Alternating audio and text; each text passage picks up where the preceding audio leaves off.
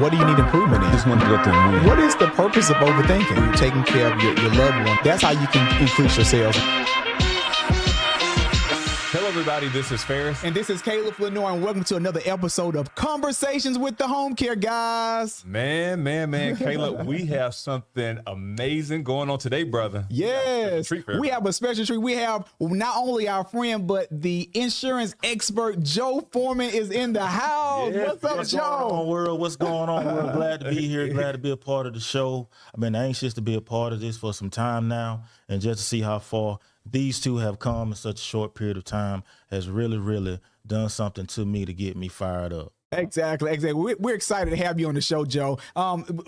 Ferris, I know you're excited. You've been knowing Joe for quite a long time, right? Man, Joe and I, we know each other from school, man. Like, man, it's been high school days, man. Like, we seen each other grow, Joe. Absolutely. We seen the best of each other. We seen the growth of each other as well, and it's just so amazing to just have you on the show, man. To celebrate you and the success you have, man. And I'm just excited about just kind of delving into our conversation, brother. Yeah. See, the crazy part about this whole conversation is I've been watching them more than they've been watching me,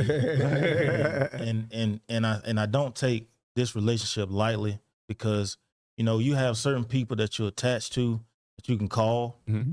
They won't answer. Uh-huh. You have certain people you're attached to that you can call that will answer. Mm-hmm. Right. And every single time I call, whether it's a big problem, a little problem, these two always answer the call. Exactly. And see, there's only so many people that can tell me to sit my butt down, shut up, and focus on what I need to do in order to get my mind back on track. Exactly. So, you know, this is like amazing for me to just be in your presence. And well, we want to keep this conversation here, man. So we're excited about it. Well, Joe, listen, just tell us about yourself. Tell us how you got started in the insurance business, or tell us just about your life. That's what we want to hear. We want to know your story.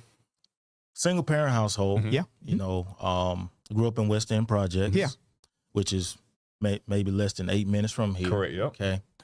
I don't think I ever really had the chance to see my mother struggle. I didn't learn about struggling until I got older and like, okay, well, mama, why can't I get some Jordans like my friends? Exactly. Right. Why can't I get a necklace like this person? Or Right. why do we always have to wait for special occasions to get certain things? You know, and growing up, my dad's mother, I love my grandmother to death. She was always in my life. Wow. I think she wanted to make up for what he didn't put into me. Yes. And my Aunt Carolyn, my Aunt Lisa as well. And my mother and my sister have always been that, I guess, that bridge to kind of keep me mentally in the game. Yes. Right. But growing up, I was into sports. I love playing football. But Joe was a good football player too. Ball and Braves, shout out. I feel like I was okay because when you're playing beside a guy like Leroy Hill, it's like there's you and there's Jesus. Wait. So he went professional. Leroy, how many years did Leroy go professional? I want to say 8 because he made enough time to be vested where he get, you know, his residuals. Right. But playing next to him is like you have no choice but to want to do better and get better in your craft. And then following you guys from way back to see where you are now has really become full surface. And I'm kind of saying that because we all, I feel like, was at the same point. Yeah. Yes. Where we were, we had we didn't have enough. We had more money than we had money, you know, and I wanted to somewhat get into a field where I can change my narrative. Been married, divorced, and being a divorcee is like, that can be something that can really hold you back. Yeah. Right. It can be something that can really mentally weigh you down. Correct. And you feel like people are pointing at you and laughing at you and all these different things. And then you mess around and get a phone call or video text from Ferris that tells you, I literally got a video text from Ferris, like a facial, like just encouraging me. Nice. To get me back in the game. And I don't know if he was busy that day or what. I don't know what made you do that. But people don't know what you're going through, But when you find out the people that really care, right, but they don't really try to get in your business, that what made me like connect to you guys even more.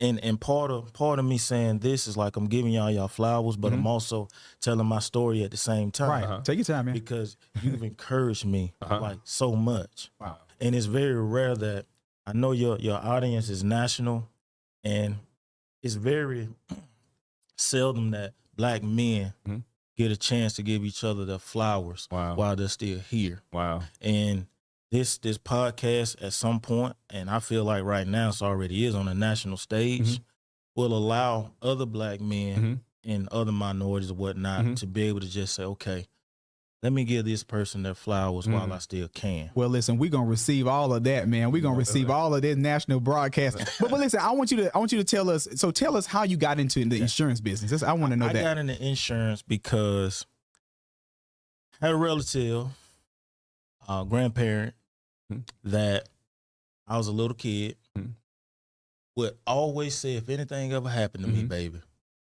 y'all gonna be straight. Y'all gonna be taken care of. Y'all ain't got to worry about anything. Well, I remember this guy. I can't name the company for liability reasons. What they did was they would come around once a month and they would knock on the door. My grandmother would bring them that envelope. Okay. With that envelope, it was maybe maybe a few dollars, some change, whatever. They call it what we call a nickel and dime policy, or an industrial policy. Okay. Okay. Those were policies that were written for us. I'm not gonna say by us, but for us specifically. And that's how we were taught to leave enough to just put us in the ground. Wow. Well, what my grandmother thought she had wasn't what she had. Wow. Paid on a plan for 20 plus years. What did she have? $3,000. Oh, wow. Oh, my brother, look, hold up. Look, I'm going to jump right in because my grandmother had the same policy. I remember, can you remember she would have a little policy holder right on the door. And every month someone would come in. I know the name of the company. I'm not going to go through and say it. But the policy holder was right on the little door. Every time come in and get the little few dollars. And she lived. She used to pay that religiously. Every month. Wow. And that's what they did. Wow. But they didn't know any better. Like when people say, when you know better, you do better. I really don't believe that statement whatsoever. Why don't I believe that? One thing that made me not believe that statement, when you know better, you do better, excuse me, is because the internet is out there. Yep. The information is available. Right. You don't even have to call an expert. You can YouTube it. Right. You can Instagram it. That's true. You can Facebook it. Yeah. You can find out anything and everything you want to know about pretty much any industry. Right. But you're going to have to go to school to be a doctor. Right. I got to believe that. Exactly. So when I say that, when you know better, you do better, think about this. My great-great-great-grandparents had maybe a just enough. And then my great-great-grandparents had a just enough, and they probably got that plan from the same person that helped my great-great-grandparents. Right. Bring it on down to my grandmother and my great-grandmother. I have to be inclined to believe that they only had just enough. Okay. Why do I feel this way? Other races and other ethnic groups, they think of insurance in terms of, I'm going to protect my legacy. Creating wealth. I'm going to protect my last name. I'm not going to allow my family to lose these 11 acres or these 20 acres or these 19 properties, because when you think about it, there is something called an inheritance tax. Right. So even if they get enough of a plan to take care of the estate taxes, y'all caught that estate tax. So it's like I'm out here I'm giving people the information basically for free. Right. And it's like, I'm just going to keep what I got, and I'm okay with that. Because if you're not at least open, and see the reason why you two are expanding so well, because you're open to new ideas. Just got back from Texas. Right. You're open to new ideas. I'm going to ask you a question, because I think that's a really good segue into like Are you seeing nowadays, especially access to information is already there. Everyone access is already here. Are you seeing people still willfully not choosing to make a decision on to set themselves up or their family up for success in the future? Yes. Why do you think that is? The reason being is because it's like it's a chain that they're attached to. What I mean by that is, ain't nobody leave me nothing. Oh, wow. Why am I gonna leave you something? Dude, actually, I remember hearing about a certain person that actually said that. I'm not leaving my children anything because nobody left me nothing. And that is a very poverty-stricken mindset. And because this person worked several years, retired, was very successful at what they did.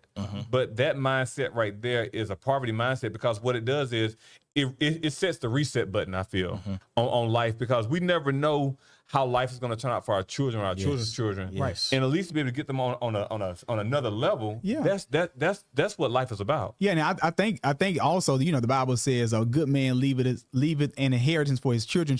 And so come on, give me some pound. And so right now, I think that especially in our community, we, like you said, we're only exposed to certain to so much.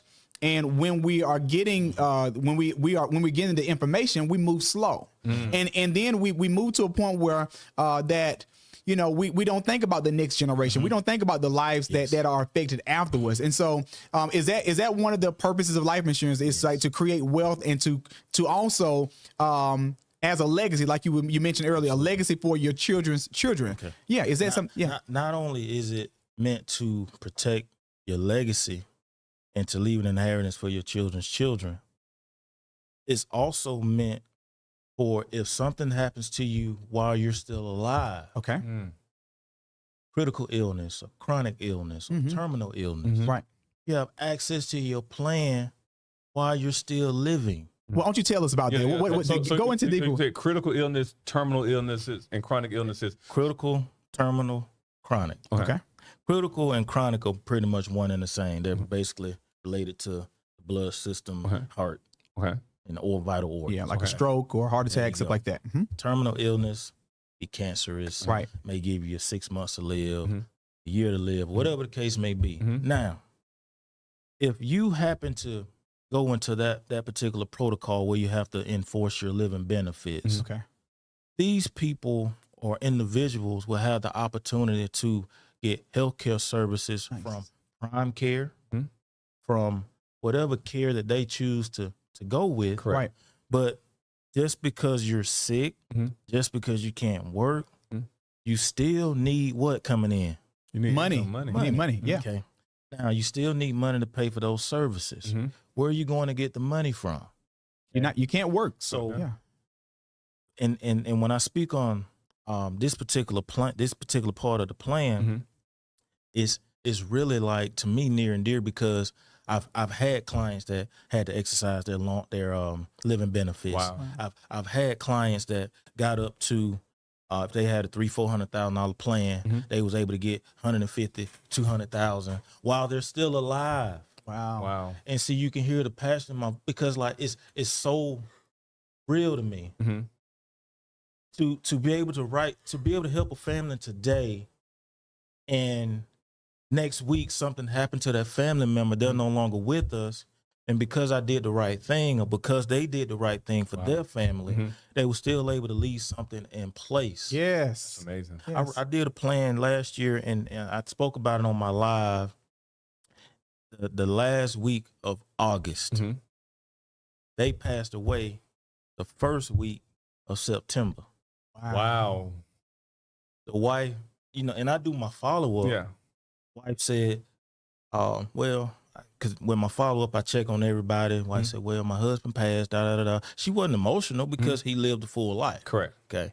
And he left her in every time I had this statement, Inky Johnson had this statement, I'm going to leave it. I'm going to leave this thing better than I found it. I really feel like he's left his wife better than he found her. Wow. Okay. So I said, well, you need help filling out the death claim? Boom, boom, boom. She said, I already took care of all that. Wow. It's like she knew her husband lived a full life. Right. She knew her husband put her in a real good position. She knew there was still a balance left on the mortgage. Guess what? Mortgage taken care of. Yes. She ain't got to worry about some things. But this thing called living benefits can really, really, really be a blessing in disguise for many of the people that are watching, listening, or YouTubing your show. And Joe, I think a lot of times people, they, because I've had insurance since I was 18. That's one thing my mom always told us, like, initially get that, because you just never, I had it even before I had a family, because I knew I wanted to be responsible for myself as well if anything were to happen. I think a lot of times as life happens, situations happen, when are the most ideal times for people to reevaluate their self when it comes to insurance? That's a great question. Okay. Yeah.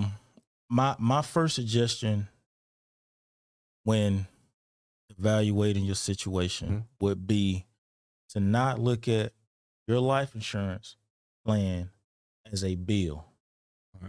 Do not look at it as a bill. Okay. Looking at it as a bill is going to be a burden every single month. For me, my true heart desire is for most of my clients, if they get a income tax, refund, go ahead and pay it up once a year. That's smart. You got free money coming in. That's actually smart. I like that. So if your plan costs you $800 a year, $900 a year, $1,000, whatever the amount may be, pay it up. Wow. For the whole year. Income tax roll back around, do the same thing.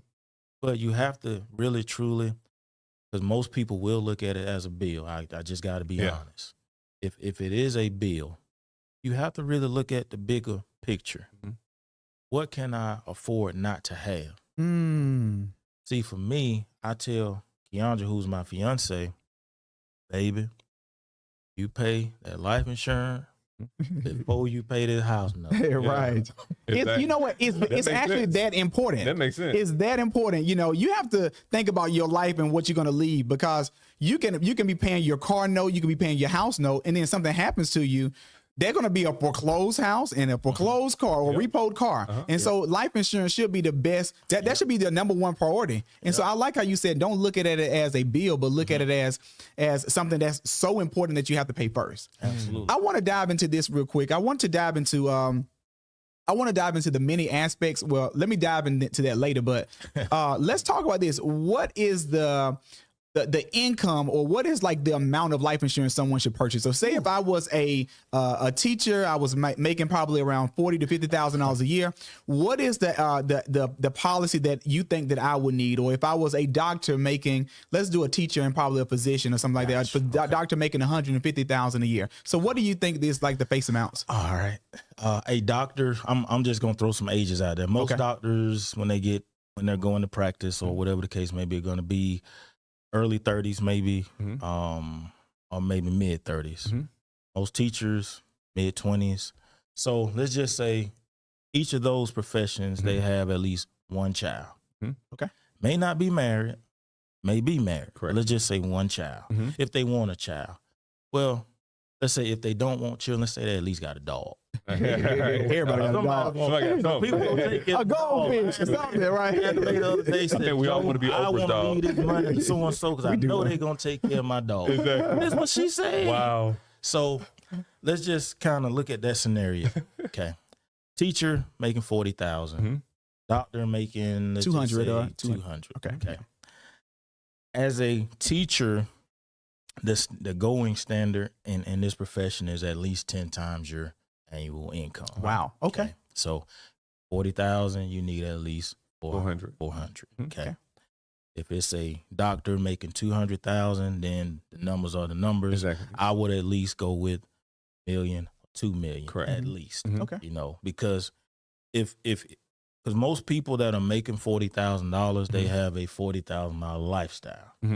Which means all 40,000 is already spent before they even get it. Right. Doctor on the other end, and I'm just being honest, their money is already spent too. Correct. Student loans and house and so I would recommend at least 10 times your annual income.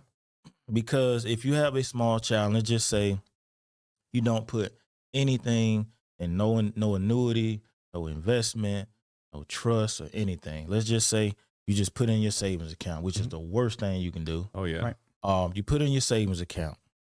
At least that money can be used $40,000 a year for at least 10 years. That makes sense. You got at least 10 years before that money runs out to take care of, that child. Not saying the child's going to use all of that money per year, but whoever is taking care of the child or whomever, they need funds to take care of their household as well too, because they've added another responsibility. Life still goes on. There you go. Exactly. And so I would recommend at least 10 times your annual income, and two, if you can start somewhere and you can always go up. Yes. Right. Okay. Yes. So as the years go by, you're gonna make more money. Correct. Right. So if you're gonna make more money, okay, well, I think I can afford $20 more a month. Joe, Exactly. can you come out? Can you help me? Or can you do it over the phone? Or Exactly. Can you do it through Zoom?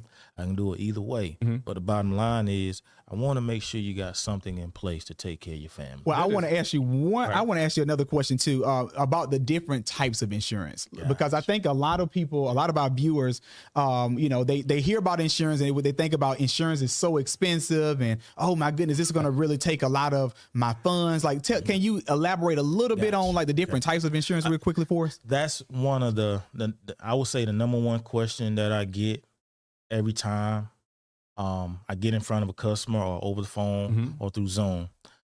Joe, people have a general idea of what life insurance is. Like for me, I know a doctor gonna check my temperature, they're gonna check my heart. Well, not the doctor, not gonna do that. Their assistants will. Correct. So I kind of know the process going into the facility, what's going to happen. But I'm not going to tell a doctor how to do his given job, which is what he loves to do, his passion. So when it comes to insurance, I'll lay it out on the table, but not in a way where it confuses the client. Number one, the first type of life insurance that I absolutely love, is a cashback term policy. Okay. Why would someone use a cashback term? Guess? Money I guess you get cash back. Is that the answer? That's part of the reason. Okay. Now, and protection. Some people would get a cashback term plan if they qualify because they have a mortgage. Okay. So we're going to protect this mortgage. Just say, I'll usually do it for, if they got a 30-year mortgage, I'll do that plan for 25 years. Okay. I'm going to show them how to pay off their house 5 years early. Okay. Now, with that cashback term, what's going to happen is you're going to get a set premium. It's going to be level for at least 25 years. Okay. At the end of that term, all the money you've paid in, you get all that money back. Oh, wow. Okay. Now, here's how you're going to pay off Sign your me up for home. a cashback. Here's how you're going to pay off your home in 5 years. You're going to eliminate a whole lot of interest, whatever's in your escrow, and whatever, well, escrow going to cover a whole lot of stuff, but escrow and a whole lot of interest is going to be eliminated because now you're just going to be like, all right, y'all, what I owe on this house? Or you can go on your app on your phone, find out what you owe, right? So the amount of money that you'll get back as far as your cashback term plan is concerned, you'll more than likely have about $10,000 left over after you pay off your home when you get your money back from your cashback term. Wow. What can you do with those $10,000 at, let's just say, 55, 60 years old? A lot. At that age, you can probably do a whole lot with it, or you can give it to a loved one or whatever the case may be. But that's why I love cashback terms. Now, if you have a term plan with a carrier that doesn't offer cashback term, I would suggest that you call that person and ask them, do they offer cashback term, even if you don't have a mortgage? Because I get this question all the time. What happens to my money when my term is up? Those particular carriers will say, well, you just get another plan. What? Now, again, I don't like knock anybody else, but like if you can get money back at the end of your term, by all means, try to get that plan. Second plan that I love, call it Index Universal Life Plan. Okay. It has two particular elements to it, if you will. has an accumulation account that's vested into the stock market day one, and it has a face value amount, okay, which is level. Correct. Okay. Doesn't expire till you turn 120 years old. The likelihood of you hitting 120 years old. It's Moses. Unless you're Moses and Abraham. How old? 100. Exactly. Okay, then. So you I want to get to 100. We ain't gonna put it Exercise, gotta exercise to eat right every day. Now, with that IUL, guess what? Your premiums are vested day one, and your money start accumulating over time in your accumulation account. So the money that's building in your accumulation account, guess what it does? It grows.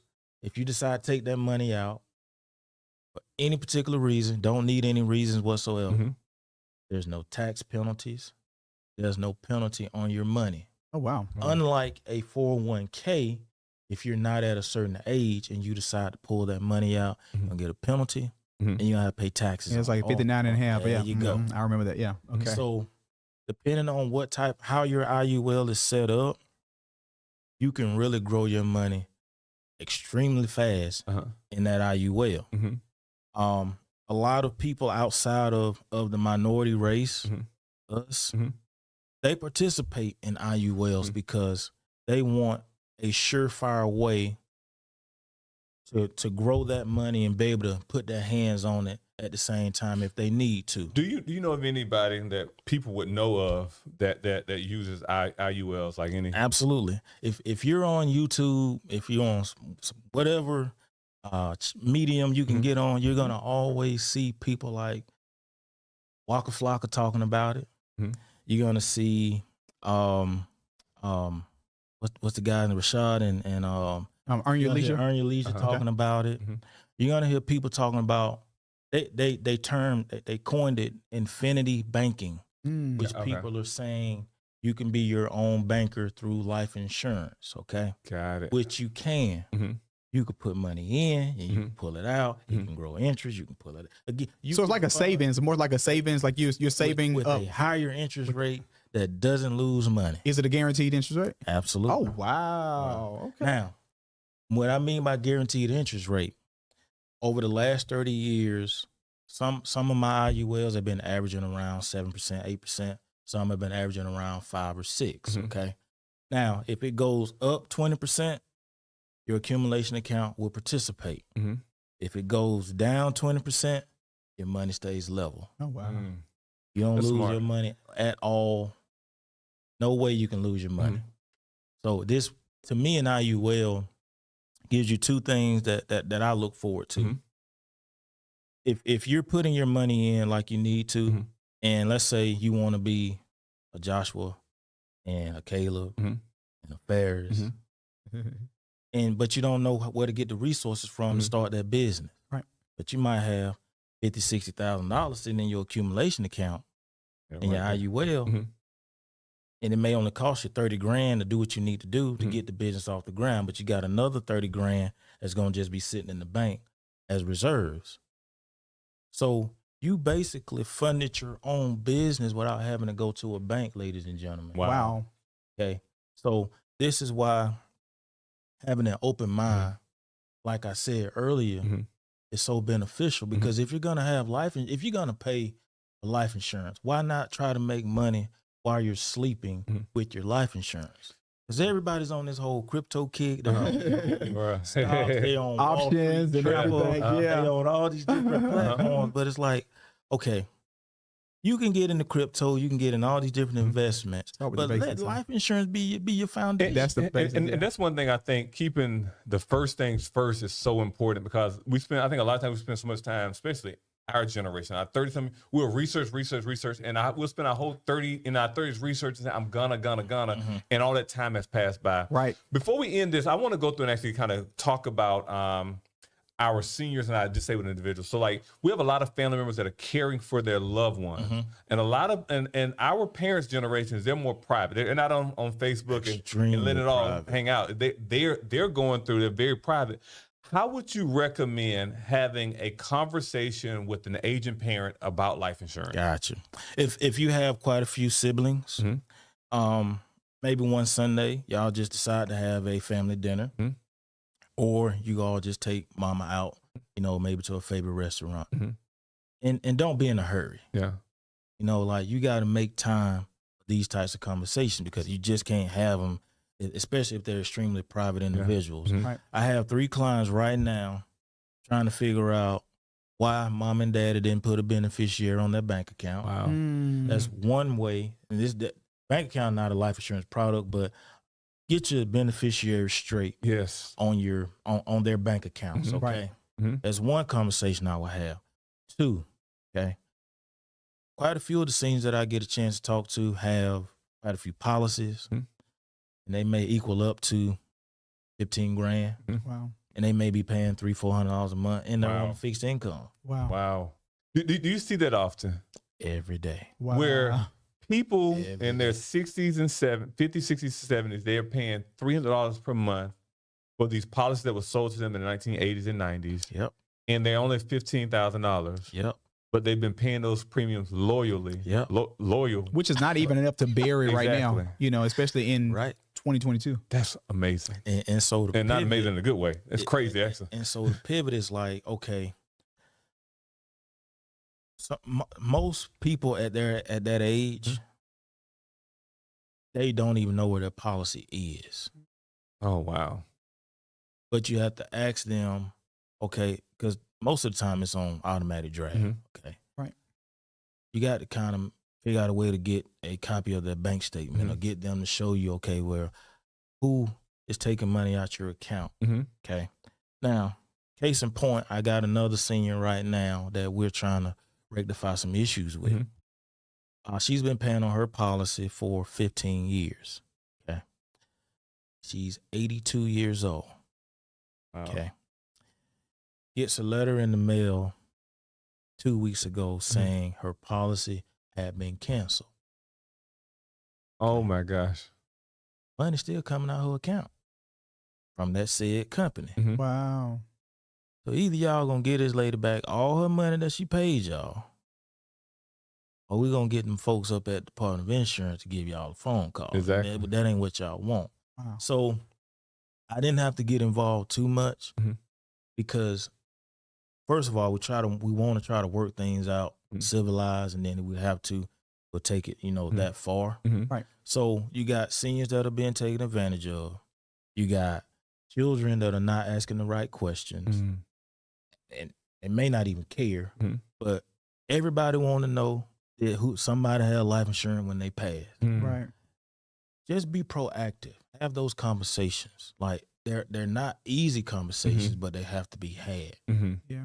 And in one surefire way, again, you can always get some information from people when you put food on their stomach. Yeah. Right. So, Right. like, That's always good. Just put food on their stomach. People just open up, huh? There you go. Exactly. And I like that. And because one thing we're going to do is, because I think we need to carry this conversation to the after the show as well. So, guys, hey, once we close this out, make sure you go through and tune into the after show. But, Joe, I want to go through, before we close this show out, I want to go through and allow you to give information about your company, how people can reach out to you, because I think this is a conversation that needs to be had. Yes. And I feel like you're the type of person that could even assist people that are in our shoes that need to talk to their parents. You can give them a step-by-step on how to have that conversation, or you may be even willing to get around the table with them to see how you can go through and actually assist them and their loved ones as well. Because, man, you've been helping out so many people, and you don't just only service Georgia, you service several other states as well. Yes, that's a treat, right? Yeah, so to talk to a country millionaire out in Texas and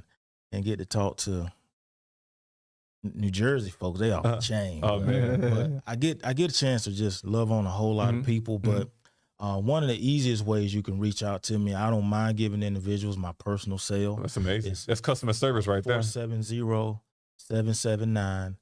The reason I give my personal cell is because, one, I don't want you to feel like I'm better than you. I don't want you to feel like I'm just a regular person that sells life insurance or helps family with life insurance that I don't want to be reached after I serve you. Second way to reach me is Joe Foreman at ineedlifeinsurancenow.net. Okay. Joe Foreman at ineedlifeinsurancenow.net. Catch me on Instagram, Foreman _life _insurance _group. I may be changing that because my marketing lady says that name is too long. That's what we're gonna roll with. Okay. And like I said, just reach out to me. I have a website, but we're revamping it. My marketing lady also got on that. It's good to have a marketing person. But the website is ineedlifeinsurancenow.com. Okay. No, ineedlifeinsurancenow.net. Gotcha. So, but those are just quite a few ways that you can contact me, and I look forward to serving anybody in any 10 states, Texas. I can't even name them all. It's so many states to name, man. Well, Joe, I want to say it has been a pleasure. We have enjoyed this conversation about protecting your families and protecting yourself with life insurance. And we're gonna go into the after show after this. But I want our audience to tune in every week on Tuesdays and Thursdays. We let out a new episode, conversation with the Homecare Guyz, and we're just excited about just bringing in industry experts to our table and to talk and discuss, things that can benefit you as well as our senior community. So, Ferris, you take away on some other platforms that we're on so they can follow. Again, guys, we just appreciate y'all tuning in. Just like Caleb said, find us on Apple, Spotify, YouTube, Facebook, Instagram. Go through, make sure you tag a friend, let them know, because this is a conversation that needs to be had as well. If not for yourself, for your mom, for your dad, or for your child. So if you're not thinking about yourself, think about your children. Right. So definitely make sure you tune in and catch us out in the after show, because I will encourage, if you're a mother, father, business owner, entrepreneur, check out the after show, because we're going to be asking some powerful questions there. All right. Thank you for tuning in. We'll see you next time. Stay safe.